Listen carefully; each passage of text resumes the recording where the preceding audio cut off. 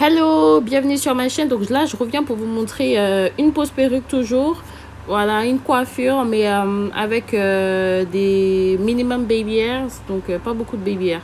Donc voilà, donc là, je suis en train de non, je suis pas en train de coudre. Je suis en train de natter les cheveux de ma cliente. Du coup, j'ai rajouté un petit peu de mèche parce que vu qu'elle a les cheveux courts, j'ai rajouté juste un petit peu de mèche sur la natte en fait pour pouvoir attraper les cheveux. Donc voilà.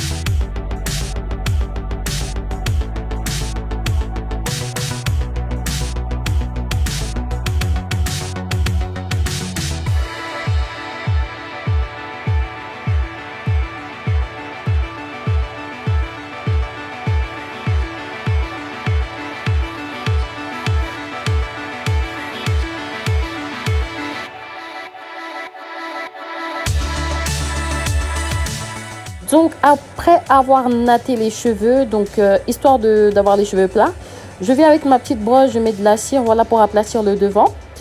Donc je prends le sèche-cheveux ensuite parce que là donc j'ai mis la cire, etc. J'ai posé la cire, j'ai enlevé l'excédent. Je prends le sèche-cheveux, j'ai posé le bonnet avec de la Got2b, etc. Donc pour sécher le bonnet en fait sur sa tête. Du coup voilà. Ensuite, là, en fait, je prends de la Gauze Bond et je mets juste sur les côtés. Voilà, pour que les tempes restent en place et que ça bouge pas, en fait. Pour que ça reste vraiment en place et que ça bouge pas avec la chaleur, etc. Vraiment, c'est important parce que vu qu'on sait que les tempes, c'est super difficile de les coller. Donc ça, c'est ma petite technique à moi, juste sur les tempes, sur le bonnet, histoire que ça reste.